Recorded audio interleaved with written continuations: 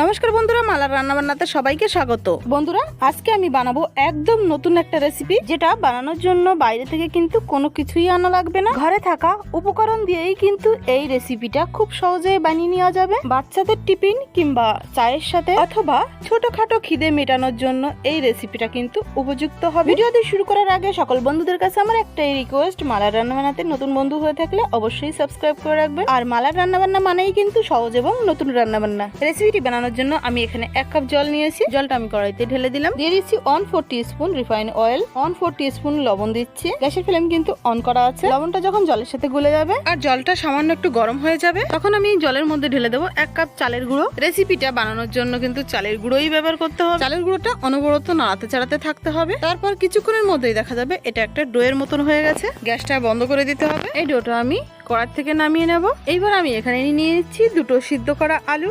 আলু দুটো আমি এইরকম গ্রেটারের সাহায্যে একটু গ্রেট করে নেব। যতক্ষণ আলু গ্রেট করবো ততক্ষণে কিন্তু আমাদের ডোটাও ঠান্ডা হয়ে যাবে। আলুটা আমি আগে থেকে সিদ্ধ করে খোসাটা ছাড়িয়ে নিয়েছিলাম। আমার কিন্তু আলু দুটো গ্রেট করা হয়ে গেল। এবার আমি এই গ্রেট করা আলু এবং ডোটাকে একত্রে একটু ভালো করে মেখে নেব। এবার আমি এর মধ্যে কিছু শুকনো মশলা উপকরণ মেশাবো, যেটা হলো আধা টিস্পুনের মতো কুটে রাখা শুকনো লঙ্কা, আর দিয়ে দিচ্ছি 1/4 টিস্পুনের মতো গোটা জিরে, 1/4 টিস্পুন চাট মশলা, 1/4 টিস্পুন গরম মশলা পাউডার, 1/4 টিস্পুন জিরে ধনে মিশ্রিত পাউডার, আর দিয়ে দিচ্ছি সামান্য কটা ধনেপাতা কুচি। এই রেসিপিটা যদি বাচ্চাদের জন্য বানাতে চান তাহলে লঙ্কার গুঁড়িটা স্কিপ করতে পারেন। এবার আমি এই ডোটাকে 2 ভাগে ভাগ করে নেব।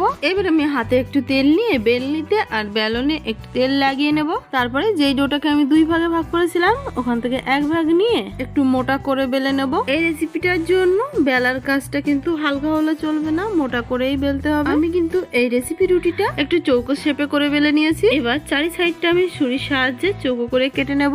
তারপরে মাঝ বরাবর আরেকবার কেটে নেব। তারপরে লম্বা লম্বা করে এরকম করে কেটে নেব। রেসিপিটির জন্য কাটার শেপটা কিন্তু এরকম করেই করতে হবে। আর কি সুন্দর, কত তাড়াতাড়ি আমার কিন্তু এটা তৈরি হয়ে গেল। এবার আমি এইগুলি প্লেটে তুলে নেব। বাকি যে ডোটা ছিল তার থেকেও কিন্তু আমি এরকম ভাবে তৈরি করে নেব। রেসিপিটি বানানোর জন্য কিন্তু বন্ধুরা খুব কম সময় লাগে। কত সহজে কত তাড়াতাড়ি আমি কিন্তু সবগুলো পিস এখানে তৈরি করে ফেলেছি। এইগুলো এবার আমি ভেজে নেব। তার জন্য কড়াইতে আমি কিছুটা পরিমাণ তেল দিয়েছি। তেলটা যখন গরম হয়ে উঠবে তখন আমি একে একে এই নাস্তার পিসেসগুলি তেলের মধ্যে ছেড়ে দেবো। একবারে কড়াইতে যতগুলো দেওয়া সম্ভব আমি ততগুলোই একবারে দিয়ে দেবো। খুব বেশি দেবো না, তাতে আবার নাড়াতে চাড়াতে অসুবিধা হবে। গ্যাসের ফ্লেম মিডিয়ামে রাখবো।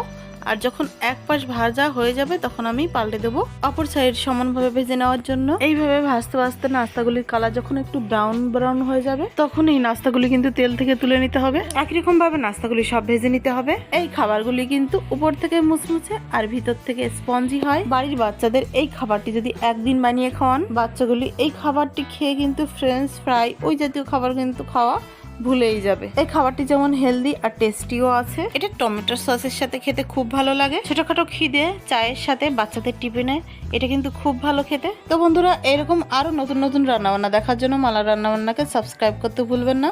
আমার রান্নাবান্না দেখার জন্য আপনাকে অনেক অনেক ধন্যবাদ। আমি ফিরে আসছি আরো একটা নতুন স্বাদের রেসিপি ভিডিও নিয়ে। ততক্ষণ সবাই খুব ভালো থাকবেন, সুস্থ থাকবেন।